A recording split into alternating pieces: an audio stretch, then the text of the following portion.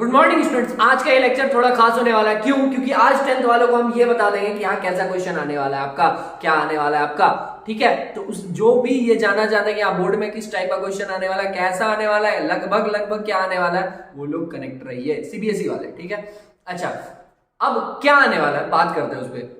हम लोग आज इस पूरे लेक्चर में इसका सैंपल पेपर कवर करने वाला है जो कि सीबीएसई द्वारा दिया गया है। ठीक है, बच्चे गलती क्या कर रहे हैं, बच्चे कोई सा भी सैंपल पेपर उठा रहे हैं, कोई सा भी सीबीएसई वेबसाइट से, और उसको बना रहे हैं। वो टफ रहता है, इजी रह रहा है, उनको पता नहीं चल रहा।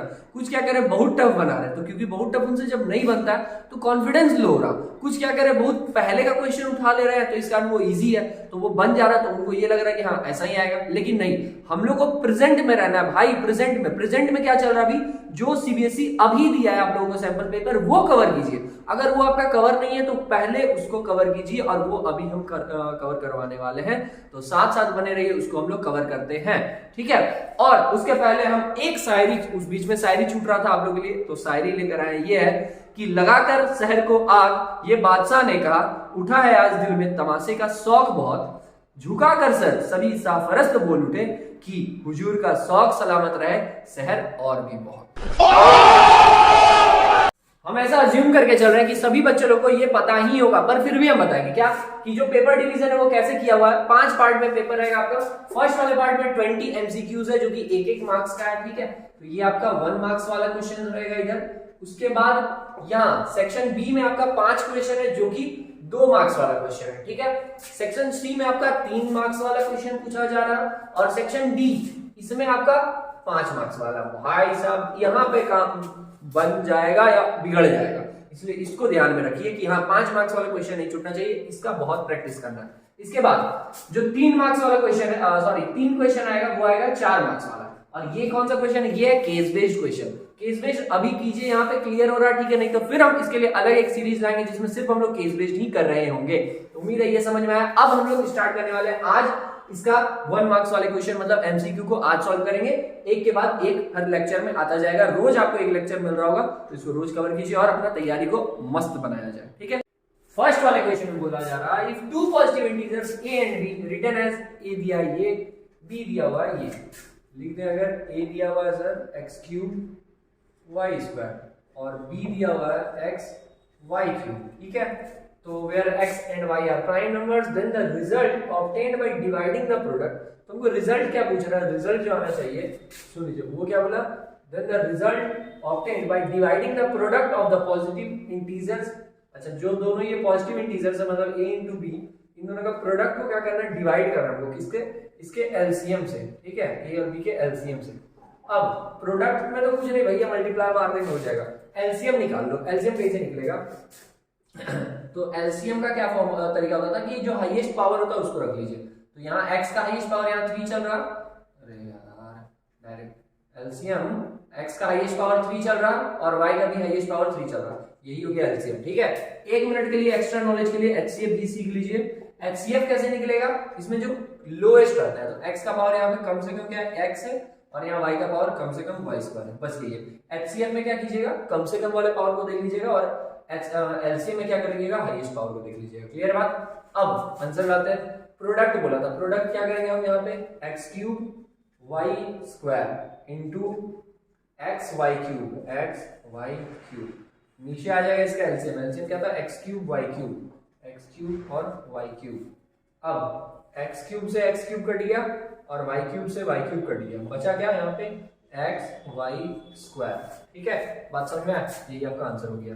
कहाँ है, ऑप्शन बी करेक्ट। ठीक है, देखिए गलती क्या होगा कि बहुत लोगों को एलसीएम जो निकाल के लाएंगे एक्स क्यूब वाई क्यूब, वो भी ऑप्शन है, और जो एचसीएफ था एक्स वाई स्क्वायर, अच्छा वो तो खैर आंसर है, तो कोई दिक्कत नहीं है, ये तो नहीं है, लेकिन ये भी ऑप्शन दे दिया कंफ्यूज करने के लिए। ये पहले वाला अब नहीं रह गया क्वेश्चन, पहले वाला सीबीएसई नहीं है कि डायरेक्ट पूछ देगा, ये घुमाएगा, एलसीएम निकलवाया फिर डिवाइड कराया फिर आंसर, इसलिए क्वेश्चन को ध्यान से पढ़ना है। ऐसा नहीं कि सिर्फ आप एलसीएम निकाल के टिक मार दें। ठीक है, अब आइए नेक्स्ट क्वेश्चन में। क्वेश्चन नंबर 2 में बोला गया, the given polynomial y equals to fx का ये दिया हुआ ग्राफ, ठीक है, हैज 2 zeros 1 0। देखिए समझिए बात, इस टाइप का क्वेश्चन जो है ना बहुत आसान होता है, अगर जो नहीं देखे आज तक भी तो वो फट से समझ जाइएगा। एक ऐसे दे देगा y इक्वल्स टू कुछ भी दे देगा fx का ग्राफ, और यहाँ पे जितना जैसे मान लीजिए जैसे ग्राफ है तो 1 पॉइंट 2 पॉइंट 3 पॉइंट जितने पॉइंट पे टच होता है उतना ही उसका जीरोस होता था। क्लियर है बात? तो अब देखिए ये लाइन कितने पॉइंट एक्स एक्सिस, तो इंपॉर्टेंट ये एक्स एक्सिस, तो देखिए एक्स एक्सिस को ये 1 पॉइंट पे टच किया तो इसका कितना जीरो होगा 1। लेकिन ऐसा क्वेश्चन पूछता था पहले, अभी चल रहा भैया 2024 और इस बार क्वेश्चन में देखिए घुमा रहा कैसे आंसर में देखिए 1 0 यहाँ भी है 1 0 यहाँ भी, मतलब करेक्ट ये भी हो सकता है ये भी, लेकिन हम आगे बढ़िए इसलिए जरूरी है कि आप ऑप्शन सारा देखिएगा, गलत हो सकता है। क्या बोला 1 0 एंड द 0 is 3, यहाँ पे 1 0 एंड द 0 is 4। अब 0 है क्या यहाँ पे, तो 0 यहाँ पे पहला वाला बोला कि 1 0 और 0 क्या आ जाएगा 3। अच्छा 0 का मतलब अगर याद करें, 0 का मतलब होता था x का ऐसा वैल्यू जिसपे y का वैल्यू 0, सुनिए जीरोस का मतलब होता था कि x का ऐसा वैल्यू जैसे y f of x दिया तो यहाँ पे x का ऐसा वैल्यू रखना जिससे कि y पूरा क्या हो जाए सॉल्व करके 0 हो जाए। तो हम देखेंगे कि यहाँ पे x का कौन सा वैल्यू, x का वैल्यू जब 3 था तो y का वैल्यू 0 हो रहा, ठीक है, तो उसका जीरोस क्या हो जाएगा 3 हो जाएगा। तो बोलेंगे एक 0 है एंड द 0 is 3, करेक्ट, तो ऑप्शन बी सेकंड का करेक्ट आंसर। क्लियर है बात? आइए नेक्स्ट क्वेश्चन में। थर्ड क्वेश्चन में बोला गया the line representing the given pair of linear equation are non intersecting. जो ये दोनों लाइन है ये कैसा है, नॉन इंटरसेक्टिंग है, दिख रहा साफ साफ दिख रहा, ठीक है, ये नॉन इंटरसेक्टिंग है, पैरेलल है। फिर बोला गया which of the following statement is true, ठीक है, इन चारों में से इसके लिए कौन सा ट्रू है। सुनिए ये क्या है, पैरेलल है, और पैरेलल वाले के लिए क्या होता था, याद रखिए अगर कोई सा भी केस पैरेलल होता था सर तो इस केस में हम लोग बोलते थे क्या, पैरेलल स्पेलिंग सही है ना, PARALL जो भी इसमें क्या होता था कि A1 by A2 जो होता है वो B1 by B2 के इक्वल होता है, बट वो इक्वल नहीं होता था C1 by C2 के, इसी को कहते थे पैरेलल। इसी को कहेंगे इसका क्या होगा, कितना सॉल्यूशन, इसका एक भी सॉल्यूशन नहीं होगा, नो सॉल्यूशन, ठीक है। इसको हम लोग बोलेंगे इनकंसिस्टेंट, ठीक है, ये चीज इनकंसिस्टेंट जिसका सॉल्यूशन नहीं आता था। तो ये सब बात आप लोग दिमाग में रखिए, इसका नो सॉल्यूशन है और ये क्या है इनकंसिस्टेंट, ठीक है, समझ गए बात? तो ये सब दिमाग में रखिए क्योंकि अभी सब ऐसा पूछा ना, हो सकता है उसमें पूछे कि ये इसका कितना सॉल्यूशन हो सकता है पूछे ये कंसिस्टेंट है या नहीं, तो वो सब क्लियर है। पैरेलल का बता दिया, बाकी भी दो, तो इसमें से देखिए ऑप्शन करेक्ट हो गया ये वाला बी, गजब। इसके बाद अगर ये इंटरसेक्टिंग होता, क्लियर रखिए बात यह है कि आप केवल इस क्वेश्चन से यही मत सीखिए, इस टाइप का इस पैटर्न पे कोई भी क्वेश्चन आएगा छूटना नहीं चाहिए, बस वो समझना है। इंटरसेक्टिंग में क्या होता था, लाइन अगर इंटरसेक्ट किया तो इस केस में A1 by A2 B1 by B2 के इक्वल नहीं होता था, बस बात खत्म, ये दोनों आपस में इक्वल नहीं होना चाहिए। उसके बाद थर्ड वाला C अगर इक्वल है तो भी चलेगा, नहीं है तो भी चलेगा, हमको उससे मतलब ही नहीं भाई, मतलब हमको कि A1 by A2 B1 by B2 के इक्वल नहीं होना चाहिए, मतलब ये और ये अगर इंटरसेक्टिंग होता तो ये दोनों में से कोई आता, और अगर ये कोइंसिडेंट हो जाए, कोइंसिडेंट याद है ना, उसी के ऊपर आ जाना, अरे भैया कहां जा रहा है ये वाला, कि उसी के ऊपर अगर एक लाइन आ जाता था तो उस केस में हम लोग बोलते थे क्या कि इसका मेन इनफाइनाइट सॉल्यूशन होगा। इसमें कितना सॉल्यूशन आता था A, इसमें मेन इनफाइनाइट, और इसका जो रेशियो होता था A1 by A2 इक्वल होता था B1 by B2 के, और वो इक्वल होता था C1 by C2 के। बात समझ में आ रहा है कि नहीं? इसमें एक सॉल्यूशन हुआ, इसमें इनफाइनाइट, तो क्योंकि एक सॉल्यूशन है तो ये भी कंसिस्टेंट, और इसमें इनफाइनाइट है तो ये भी कंसिस्टेंट, लेकिन ये इनकंसिस्टेंट। क्लियर बात? अब आइए नेक्स्ट क्वेश्चन में।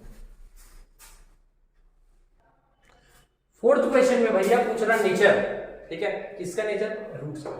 यहाँ पर कहीं और नहीं जाना है, किसी और का नेचर का पता नहीं करना है, इसका पता करना है।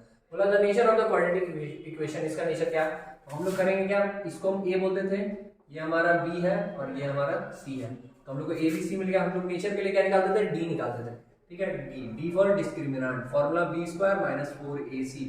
D का वैल्यू यहाँ पे क्या दिया है, अच्छा B का वैल्यू यहाँ -6 है, तो -6 का स्क्वायर माइनस 4, A क्या है यहाँ पे 9 और इंटू C का वैल्यू -2।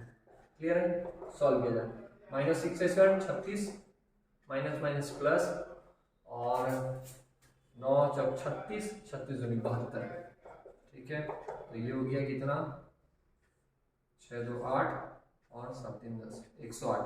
तो ये D का वैल्यू इतना आया। अब समझ लीजिए जब भी D का वैल्यू 0 से अधिक आता था, जो कि ये है, तो उस केस में बोलते हैं क्या कि roots are real and equal, sorry roots are real and distinct, तो roots are real and distinct मतलब अलग अलग, डिस्टिंक्ट मतलब अलग अलग। अब मैच करते हो उससे, क्या बोला, नो रियल रूट्स, ऐसा थोड़ी भैया आर रियल रूट निकलेगा, D का वैल्यू 0 से बड़ा, ये नहीं हुआ, खत्म।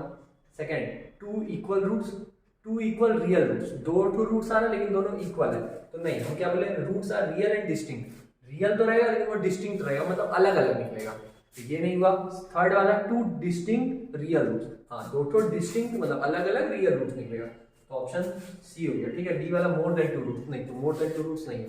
अब समझ लीजिए, एक तो ये केस कि अगर 0 से बड़ा रहेगा, बाकी दो केस सुन लीजिए। पहला केस तो हम लोग यहाँ डिस्कस किए, सेकंड केस अगर डी का वैल्यू 0 के बराबर आ जाए, 0 मतलब सॉल्व किए और यहाँ पे 0 आ जाता है, तो उस केस में हम बोलते हैं क्या कि roots are real and equal. ठीक है, रूट्स रियल है और इक्वल है, रियल एंड इक्वल। ऑप्शन ये वाला जो था two real two equal real roots की, उस केस में जो रूट्स निकलता है वो इक्वल निकलता है, रियल भी रहता है लेकिन इक्वल रहेगा। और थर्ड केस सुन लीजिए, अगर डी का वैल्यू 0 से छोटा आ जाए, 0 से छोटा आ जाने का मतलब क्या होता है कि माइनस में आ गया, -5 -10, इसको सॉल्व करके कुछ भी माइनस में आया, तो उस केस में बोलेंगे नो रियल रूट्स। ठीक है, एक भी रियल रूट्स नहीं आएगा, नो रियल रूट्स। ठीक है, हम कंडीशन सारा अच्छे से डिटेल डिस्कस कर रहे हैं, क्योंकि जरूरी नहीं यही क्वेश्चन ये रह सकता है, इस पे रह सकता है। ठीक है, लेकिन फंसिएगा आप नहीं, मेरा गारंटी। अब आगे बढ़ते हैं 5 नंबर पे। यहां बोला जा रहा है two APs have the same common difference, दो तो अलग अलग एपी चल रहा है। ठीक है, इधर मान लिया हम कि एपी पहला है और इधर एपी दूसरा है। इन दोनों का क्या बोला गया, two APs have same common difference, दोनों में जो कॉमन डिफरेंस आ रहा है वो सेम रहेगा। ठीक है, यहाँ पे भी डी है, यहाँ पे भी डी है, कॉमन डिफरेंस। अच्छा, इसके बाद मतलब कॉमन डिफरेंस जो यहाँ पे भी डी है, यहाँ पे भी डी है। अब आगे क्या बोला, the first term of the one of these is -1। इसका जो फर्स्ट टर्म दिया हुआ वो है -1, और इसका जो फर्स्ट टर्म दिया हुआ है इसको मतलब a1 बोल दें, और इसको भी तो फिर a1 बोलना होगा, लाला इसको हम कैपिटल, इसको हम स्मॉल वाले से दिखा देते हैं। ठीक है, इसका कॉमन डिफरेंस को कैपिटल स्मॉल से दिखाते हैं, लेकिन उधर क्या नहीं, इसको स्मॉल से दिखाते हैं। ठीक है, इसका कॉमन डिफरेंस स्मॉल से और फर्स्ट टर्म को भी स्मॉल से -1, इसको हम कैपिटल से दिखा देते हैं। इसका जो कॉमन डिफरेंस था वो डी था, इसका जो फर्स्ट टर्म था वो कैपिटल ए से दिखा दिए, तो वो क्या होगा, and that of the other is -8। बात समझ आया, एक का दिया हुआ फर्स्ट टर्म -1 और एक का दिया हुआ -8। अब बोला जा रहा है there the difference between their fourth term, तो इन दोनों का जो फोर्थ टर्म होगा उसका बीच का डिफरेंस क्या होगा। फोर्थ टर्म अगर हम लोग निकाल लें, इसका फोर्थ टर्म कैसे निकलेगा, a4 फॉर्मूला क्या होता था, a + 3d। ठीक है, a + 3d, तो यहाँ पे a की जगह पे क्या आएगा, -1 + 3d। इसका अगर हम लोग a4 निकालें तो इसका क्या आएगा, a प्लस मतलब ये कैपिटल A प्लस यहाँ पे भी 3d। क्लियर है, a का वैल्यू -8 और प्लस 3d। अच्छा, एक बात याद रखिए कि दोनों का कॉमन डिफरेंस तो सेम आ रहा था ना, तो जिस अगर इसमें d है तो इसमें भी d, इसमें स्मॉल तो इसमें भी स्मॉल, तो इसको भी हम लोग स्मॉल ही कर दिए, दोनों का कॉमन डिफरेंस सेम। अब यहाँ पे कैपिटल D की जगह स्मॉल d लिख दिए। अब हम पूछा इन दोनों का डिफरेंस क्या है, तो then difference between their fourth term, तो दोनों के फोर्थ टर्म में डिफरेंस क्या है, तो हम अगर इसमें से इसको घटा दें, मतलब कि a4 माइनस कैपिटल A4 अगर करते हैं तो इसका क्या था, -1 + 3d, और इसमें से माइनस करना हमको -8 + 3d। ठीक है, सॉल्व करते हैं, -1 + 3d माइनस +8 -3d। ठीक है, +3d -3d खत्म, कैलकुलेट किए, 7 हो गया आपका आंसर। ठीक है, तो ये आपका करेक्ट ऑप्शन। ठीक है, आइए नेक्स्ट क्वेश्चन में बढ़ते हैं। यहां बोला जा रहा है 6 में, what is the ratio in which the line segment joining this and this is divided by x axis. एक लाइन है जो कि ये दोनों पॉइंट से खींचा हुआ है, उसको डिवाइड कौन कर रहा है, x एक्सिस। तो ये x एक्सिस, ये y एक्सिस होता है। ठीक है, और इसको डिवाइड कर रहा है कहां पे, x एक्सिस पे। अब ये x का वैल्यू ये प्लस में, x का वैल्यू प्लस में और y का वैल्यू माइनस में, मतलब कहीं इधर रहा होगा एक पॉइंट, और ये वाला दोनों प्लस में, मतलब कहीं इधर रहा होगा। तो इसको जो ये डिवाइड कर रहा है वो कौन कर रहा है, x एक्सिस इसको डिवाइड कर रहा है। ठीक है, ये कहां पे डिवाइड हुआ, x एक्सिस पे। अच्छा, अब सुनते हैं, तो पूछा क्या गया, एक पॉइंट हम दे दिए यहाँ पे, मान लिया 2, -3, और ये है मेरा 5, 6। जरूरी नहीं कि आप ये एग्जाम में बनाइए, हम बस अभी बता रहे हैं आपको समझाने के लिए। ठीक है, तो जब ये x एक्सिस पे इसको इंटरसेक्ट किया होगा ना सर, तो यहाँ पे जो वैल्यू रहा होगा वो क्या रहा होगा, यहाँ पे x का वैल्यू कुछ रहा होगा और y का वैल्यू 0 हो गया होगा। क्यों, x तो समझ में आ रहा है क्योंकि x एक्सिस पे, y का वैल्यू क्या 0 क्यों, क्योंकि ये y का वैल्यू कब होता है, जब ऊपर या नीचे जाता है, लेकिन ये ना ऊपर गया ना नीचे आया, इसलिए y का वैल्यू यहाँ क्या आ गया, 0 आ गया। ठीक है, पूछा गया कि in what is the ratio in which, इसका रेशियो पूछ रहा, मतलब m1/m2 जो होता था, m1 रेशियो m2 निकालते थे वो पूछ रहा। आइए हम लोग निकालते हैं। फॉर्मूला क्या होता था उसको निकालने का, हम लोग इसको पकड़ देते हैं, y = m1y2 plus m2y1 by m1 plus m2 किया करते थे, ठीक है। ये y क्या है, मतलब ये x और ये y होता था, इन दोनों में से किसी को, इसको मान लीजिए हम बोले x1, ये मेरा y1, ठीक है, ये मेरा x2 और ये मेरा y2। अब फॉर्मूला पुट कर सकते हैं, y का वैल्यू यहाँ पे दिया हुआ है 0 is equals to m1 y2, m1 को y2 से मल्टीप्लाई करना है y2 यहाँ पे क्या दिया हुआ -3, तो -3 को m से करेंगे तो यहाँ -3m1 आया प्लस m2 को y1 से, m2 को y1 मतलब 6 को m2 से, यहाँ हो गया 6m2, नीचे में m1 m2 था, ये पूरा 0 से मल्टीप्लाई होगा तो 0 हो जाएगा। इसके बाद ये -3m1 है, इधर आया तो +3m1 is equals to 6m2, clear. अब हमको m1 into m1 ratio m2 निकालना था, तो m1 रहने दीजिए, m2 मल्टीप्लाई वाले को इधर भेजिए m2 इज इक्वल्स टू, यहाँ पहले से 6 था, 3 जो गुना का था उसको इधर भेजिए, ठीक है। अब देखिए m1 बाई m2 क्या निकल गया 6:3, इसको काट देंगे तो m1 रेशियो m2 जो है मेरे भाई वो 2:1 आ गया। आंसर कौन सा है, ऑप्शन सेकंड, क्लियर, ठीक है। आइए अब नेक्स्ट क्वेश्चन में पढ़ते हैं। क्वेश्चन नंबर 7 में बोला गया a point x, y is at a distance of 5 unit from the origin, ठीक है। एक पॉइंट है x, y जो कि कहां से, ओरिजिन से कितने दूर है, 5 यूनिट है। अच्छा, बोला how many such points lie in the third quadrant, वैसा थर्ड क्वाड्रेंट है, फर्स्ट सेकंड थर्ड क्वाड्रेंट में वैसा कितना पॉइंट हो सकता है। अरे भैया कितना भी इनफाइनाइट पॉइंट हो सकता है ना, 5 यूनिट के डिस्टेंस पे कितना पॉइंट हो सकता है, इनफाइनाइट पॉइंट हो सकता है, समझ रहे बात, कोई दिक्कत नहीं, क्योंकि क्वाड्रेंट जितना बढ़ते जाएगा, मतलब इसमें थर्ड क्वाड्रेंट में फिक्स नहीं है कि एक ही, क्योंकि ये तो पूरा खुला हुआ क्वाड्रेंट है, जितना आप इसको बढ़ाते जाइए, ठीक है। तो इसमें कितना पॉइंट हो सकता है, इनफाइनाइट, इसका आंसर सीधा हो जाएगा ये इनफाइनाइट मिलेगी, ठीक है। अब आइए अगले बार पे आते हैं। इसमें हम पूरा स्टेटमेंट वगैरह नहीं लिखे क्वेश्चन का, बस समझा दिए मीनिंग, क्योंकि वो बस रीडिंग नहीं करना था। यहाँ क्या है कि एक ट्राइंगल दिया ABC, वहां पे एक लाइन दिया D, ठीक है। अब ये इसके पैरेलल था, अच्छा, अब ये सबका वैल्यू दे दिया, यहाँ A, यहाँ B, यहाँ C और इसको X, लेकिन X का वैल्यू पूछ रहा है कि ये X का वैल्यू क्या होगा, ठीक है। कैसे हम लोग फाइंड करेंगे, हम लोग देखेंगे कि यहाँ पे दो ट्राइंगल है, एक ये छोटा वाला DEC और एक है ABC, ठीक है। तो मतलब एक बड़ा और एक छोटा, और दोनों क्या है, सिमिलर ट्राइंगल है, क्योंकि एक ही ट्राइंगल में मतलब ये जैसे बना होता है तो इसका बोला जाता है मेरे की साइड्स का रेशियो इक्वल होता है, तो साइड का रेशियो इक्वल होना मतलब सिमिलर है, ठीक है। तो हम लोग क्या करेंगे, इसका साइड का रेशियो इक्वल कैसे करेंगे, हम लोग बोल सकते हैं क्या इसमें, पहले हम दोनों ट्राइंगल अगर ड्रॉ कर दे थोड़ा अच्छे से समझाने के लिए। ये मान लिया हम कि छोटा वाला ट्राइंगल मेरा DE और C, ठीक है, और एक हम बड़ा वाला ट्राइंगल ड्रॉ कर लिए इसका नाम दे दिए A, B और C, ठीक है। हमको पता है कि साइड्स का रेशियो इक्वल होता है, साइड का रेशियो इक्वल होने मतलब क्या, कि अगर हम यहाँ से लिए AB तो यहाँ से लेंगे DE, AB by DE equal रहेगा किसके, यहाँ से लिए BC तो यहाँ से लेंगे EC, ठीक है। अच्छा, इसमें देखिए क्या किसी से का वैल्यू दिया, हाँ यहाँ पे AB, तो AB का वैल्यू दिया था, फिर DE पूछ रहा, उसके अलावा BC यहाँ से यहाँ तक पूरा, और इसमें क्या EC, तो यहाँ से, तो थर्ड वाले को लेकर उसका फायदा नहीं है, क्योंकि हमको बस इसी में सॉल्व करना था।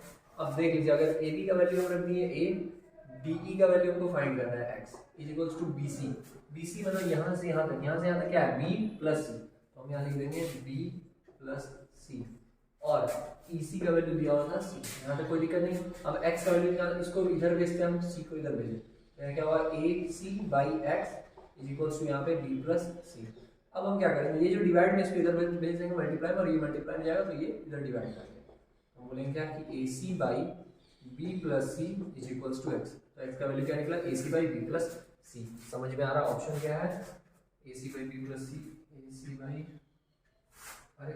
AC by B plus C, AC by B, कहीं गलती कर देंगे क्या हम, AC by B plus C, AC by B plus C, तो सही है, ऑप्शन में ही गलत तो नहीं लिखे हैं हम, हाँ ऑप्शन गलत है यहाँ पे, AC by B plus C option में ही लिया होता गलत लिखे, ठीक है। तो ऑप्शन बी आपका करेक्ट आंसर हो गया, क्लियर है, समझ में आ रहा, ये सब ये आपका चैप्टर 6 का है तो वो सब क्लियर होना चाहिए। यहाँ थेल्स थ्योरम लग रहा है क्या, समझ लिए फिर से अच्छे से, इसमें टेंशन नहीं लेना है। ये साइड आपस में क्या था, पैरेलल चल रहा था, अगर किसी भी ट्राइंगल में एक साइड दूसरे के पैरेलल रहता है तो उसका साइड्स का रेशियो इक्वल होता था, वही हम किए और इक्वेशन बनी है, ठीक है। आइए नेक्स्ट क्वेश्चन करते हैं। 9 नंबर में बोला गया if O is the centre of a circle, ठीक है, O इसका सेंटर है, and chord PQ makes an angle 50 degree, जो ये PQ है ये एक एंगल बना रहा है 50 डिग्री, कहां पे, विद द टेंजेंट PR, अच्छा जो PR टेंजेंट है उसके साथ at the point of contact P, अच्छा P पे इस यहां पे ये एंगल बना रहा है कितना 50 डिग्री, ठीक है। अब यहां अगर 50 बना रहा सर हमको पता है क्या, इसको हमको बहुत सॉल्व करके नहीं गिरा, बस हमको आंसर देना है, ठीक है। तो हम करेंगे क्या, क्योंकि ये 50 है, हमको पता होना चाहिए कि कोई सा भी सर्कल होता है ना और वहां पे अगर टेंजेंट लाइन आता है तो वो जो रेडियस रहता है सेंटर से रेडियस, इसके साथ ये 90 बना रहा होता है, ठीक है, इसके साथ ये एंगल टोटल 90 बना रहा होता है। तो क्योंकि 90 में 50 ये है तो यहाँ से यहाँ तक ये कितना होगा 40 होगा, क्योंकि ये 40 है तो पता है ये कितना होगा, ये भी 40 है। इसका कारण क्या होता है, देखिए ये और ये इक्वल है क्योंकि एक ही सर्कल का दो रेडियस है, तो सेम सर्कल का रेडियस है तो ये लेंथ इक्वल, और क्योंकि लेंथ इक्वल होता है तो उसके अपोजिट का एंगल भी इक्वल, ठीक है, लेंथ अगर इक्वल है तो एंगल भी इक्वल, तो ये 40 तो ये भी 40। अब पूछा क्या गया आगे, then the angle subtended by the chord at the centre, तो कॉर्ड के द्वारा जो सेंटर पे एंगल बन रहा होगा वो बताइए, मतलब ये कितना होगा ये बताना है, कितना होगा 40 और 40 100 हो गया, ट्राइंगल में तीनों एंगल मिला के कितना होता है 180, सुनिए ट्राइंगल में तीनों एंगल्स का सम कितना होता है 180, यहाँ 40 40 80 हो गया, तो ये कितना हुआ ये 100, आपका ऑप्शन बी हो गया करेक्ट, ठीक है। आइए नेक्स्ट क्वेश्चन में, इसमें 3 साइड दिया है, अच्छा ये क्वेश्चन कौन सा है, क्वेश्चन नंबर आपका 10 है, ठीक है, और इस लेक्चर का अभी का ये हमारा लास्ट क्वेश्चन है, इसके बाद इसको हम लोग यहीं पर रखते हैं क्योंकि अगर एक ही में सॉल्व करें तो बहुत लंबा हो जाएगा, ठीक है, तो इस वीडियो को इतना ही रखेंगे। क्या बोला इसमें, PQ दिया है, QR दिया है, SR दिया है, ठीक है, पूछा क्या जा रहा है यहाँ पे कि PS क्या होगा ये पूछ रहा है एक्चुअली। फाइंड कैसे करेंगे, हम लोग बोलेंगे ये साइड को जोड़ दीजिए, मतलब कि PQ और SR को जोड़ दिया जाए, ठीक है। अगर हम जोड़ते हैं तो न्यूमेरिकली यहाँ पे कितना आ जाएगा, यहाँ पे 12 आ जाएगा और यहाँ पे आ जाएगा 14, ठीक है। तो अब इसको हम थोड़ा ब्रेक करते हैं, PQ को हम लिख सकते हैं PA प्लस AQ, और SR को हम लिख सकते हैं SC प्लस CR या RC, ठीक है, इक्वल्स टू यहाँ पे 26 से जोड़ के आ रहा, पता है हमको। अब देखिए एक कॉन्सेप्ट जो कि आप लोग पता है पर फिर भी हम बता रहे हैं, कोई सा भी सर्कल से अगर दो टेंजेंट ऐसे ड्रॉ किए ना हम लोग, कोई सा भी ऐसे टेंजेंट, तो ये दोनों टेंजेंट का लेंथ हमेशा सेम रहता है। देखिए जैसे ये जिस भी पॉइंट से ऐसे ड्रॉ किए तो ये टेंजेंट और ये टेंजेंट का लेंथ सेम रहेगा, ये टेंजेंट इक्वल रहेगा, ये इसके इक्वल रहेगा और ये इसके इक्वल रहेगा। क्लियर बात, क्योंकि इस पॉइंट से एक टेंजेंट यहाँ ड्रॉ हुआ एक यहाँ, तो इन दोनों का लेंथ सेम चलेगा, वही बात। अब क्या करेंगे हम लोग उसी चीज को यहाँ पे अप्लाई करते जाएंगे। हम PA जो लिखे हैं PA, तो हमको क्योंकि ये फाइंड करना है तो हम PA को PD बोल देंगे, ठीक है, PA को हम PD बोल दिए। AQ ढूंढिएगा, AQ हमको ये दिया, हम इसको AQ को QB बोल देंगे, फायदा बता रहे हैं AQ को हम लिख दिए QB, और SC यहाँ था SC तो SC को हम SD बोल देंगे, ठीक है, प्लस RC जो ये था RC इसको हम RB बोल देते हैं, ठीक, सबको चेंज कर दिए, इक्वल्स टू 26। फायदा सुनिए इसका क्या हुआ, PD और SD आप जोड़िए, PD और SD जोड़िए, क्या मिला PS मिला, तो यहाँ पे हम लिख दिए PS प्लस QB और RB को जोड़ा जाए, कहाँ है QB और RB, तो ये पूरा को जोड़ कर क्या मिल रहा है QR मिल गया हमको, इज इक्वल्स टू कितना 26। PS हमको फाइंड करना था, PS बोली SP बोली सेम चीज, PS हमको फाइंड करना था, प्लस QR का वैल्यू कितना था 15 था, तो यहाँ 15 आ गया, इज इक्वल्स टू 26, तो PS कितना हो गया sir 26 minus 15 that is 11 centimetre. ये हो गया आपका आंसर, बोलिए समझ में आया कि नहीं। अच्छा अब यहाँ पे ये हमारा पहला लेक्चर कंप्लीट हो गया। अब हम लोग मिलेंगे नेक्स्ट लेक्चर, कल वो अपलोड हो जाएगा, कल आप लोगों को मिलेगा, वो रोज एक के बाद आपको मिलता रहेगा। आप इसको कवर करते चलिए, क्योंकि आपको सिर्फ आप यहाँ सैंपल पेपर नहीं सीख रहे हैं, उसके साथ उसका बहुत सारा बेसिक सीख रहे हैं। सिर्फ आप अगर एनसीईआरटी बना के बैठे हैं तो नहीं होने वाला सर, इसलिए ये सब क्वेश्चन करना बहुत जरूरी है। अगर समझ में आ रहा है तो अपने फ्रेंड्स के साथ इसको शेयर कीजिए, कमेंट में बताइए क्या दिक्कत है या फिर आगे क्या चाहते हैं, ठीक है, और इसको यहीं पे रखते हैं, मिलते हैं हम लोग नेक्स्ट लेक्चर में। अभी के लिए थैंक यू।